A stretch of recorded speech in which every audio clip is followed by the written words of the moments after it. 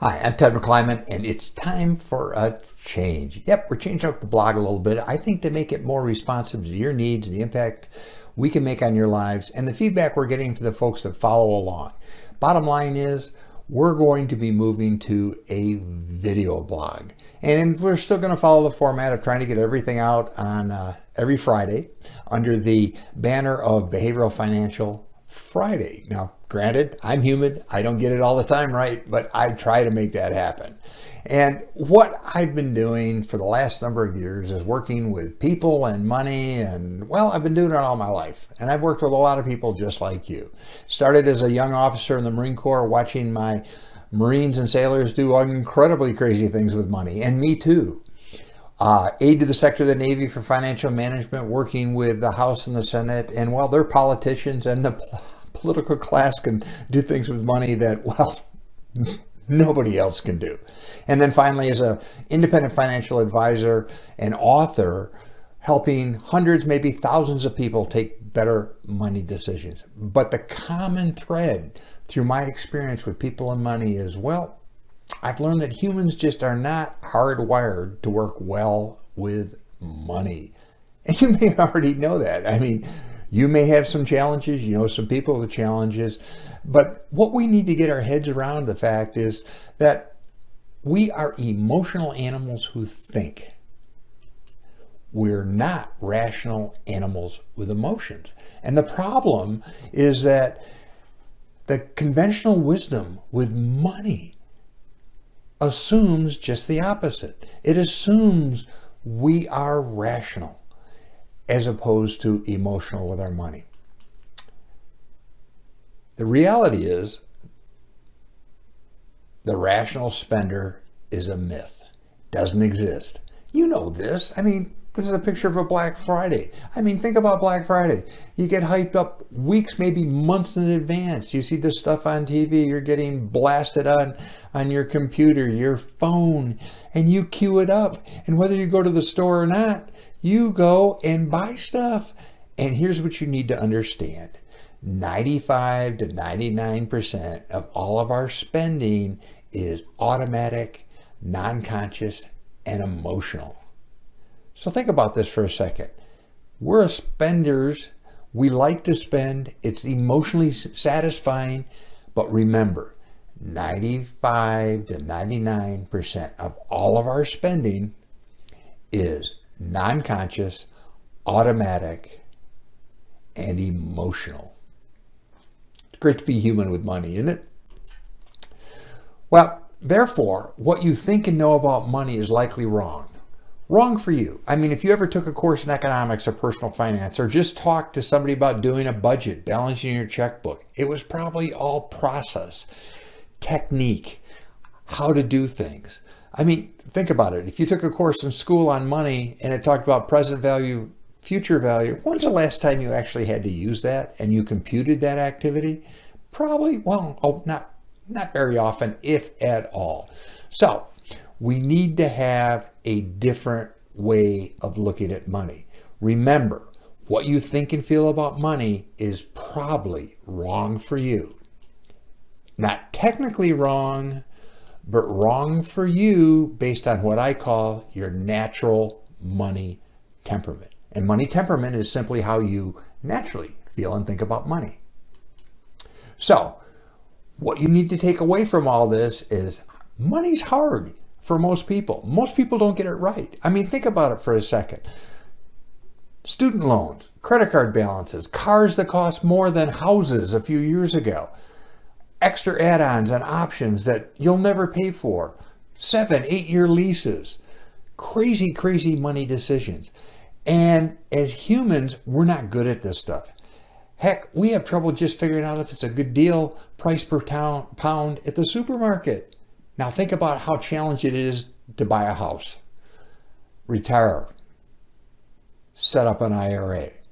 I think you get where I'm going here. Money's hard, especially for people. And most people don't get it right. So the problem we're really facing is the financial industry. That's the people that sell products, teach, financial literacy. That whole area of our life is generally focused on a one-size-fits-all approach. That's right. Everybody gets the same stuff. Everybody gets the same training. Everybody's taught to do a budget the same way, etc., etc., etc. Well, I ask you, how's that working out? Here's the deal. The financial literacy and the financial wellness industry are wrong. What they're selling, what they're telling you, does not work. Let me say it again.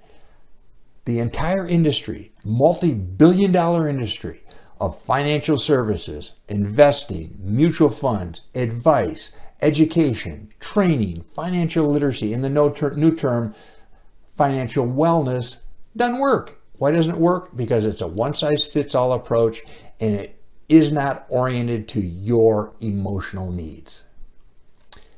Well, for a lot of people, money sucks, and I get that. It does. It's hard. So as a result, too many people are getting money wrong. They're trying hard. They're trying to follow the advice, the talking head on TV, the financial guru, the obnoxious guy in the backseat of the carpool, all giving advice. It may be relevant advice. It may be technically correct. It may be right for the person who's giving the advice. But I ask you, is it right for you? Maybe, maybe not. So what you need to know is, I think it's time to change. And what I've decided to do is move forward with, I think, a really awesome plan to fix all this. We need to change business as usual. We need to sit down and say, it's not working. We need to go in a different direction. What I'm saying is, money isn't too important to get it wrong. There's very little do-over. And you need to do what is best for you with regard to your money based on who you are, not the person standing next to you or the person that's lecturing you that you have to do a budget.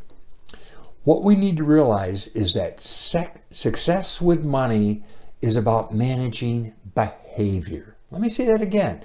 Success with money is about managing behavior, not money. In fact, I could say, yeah, you got to have money to make money, and to be successful, you got to have some coming in. But ultimately, how you behave, how you feel and think about money, your money temperament are more important than the money itself. And I'll tell you a little secret, dirty little secret. I used to be in the industry. The products and services you're buying are almost meaningless. In fact, they're pretty much a commodity today. What is key is understanding your money temperament, manage your behavior, and then your money.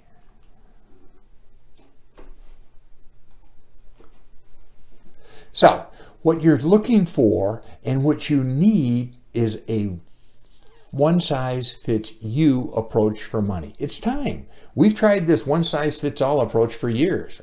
And, well, look around. Where's it gotten us? A lot of debt. I mean, I could talk about our government forever, but even on an individual basis, we're not doing it well. What you need is a one-size-fits-you approach to money. So what I'm implying here is, for you to make this happen, you need a place to get good information.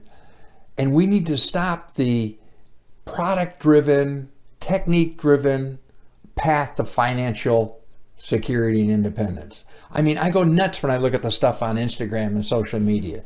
I mean, there are people out there flashing dollar bills and big boats and cars and houses and all that. But what they're not talking about is the emotional piece of making money and generating wealth. What I'm proposing and what we're going to be doing here is putting people before product. And we're going to talk about what makes people tick with money. And hopefully, by following this blog and talking and getting involved, you'll start taking better money decisions. I mean, honestly, you need to have a complete understanding of your money temperament. And you need to have a one-size-fits-you, value-driven money strategy and plan. What do I mean by value-driven? Your plan, The products you own not only need to fit your temperament, but they need to support what is important about money to you. And as you're going to learn here, it's probably not stuff.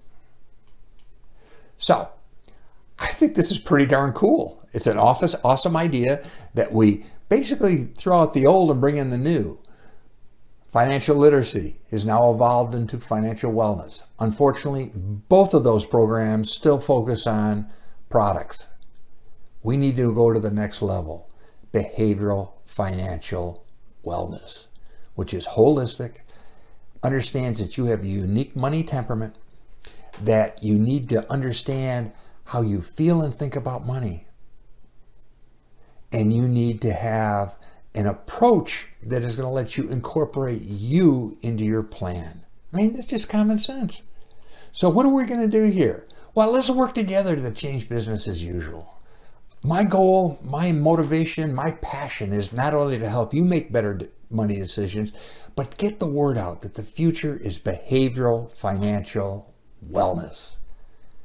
And I think once you grasp these concepts, once you embrace the idea that behavioral financial wellness is the new financial literacy, you and the people around you will start taking and making better choices with your money to generate more and stronger financial security, and in the end, peace of mind. So join me. Unless I miss one, because I am human, I hope to be here every Friday with some new input on the new concept, the awesome concept of behavioral financial wellness. So join me.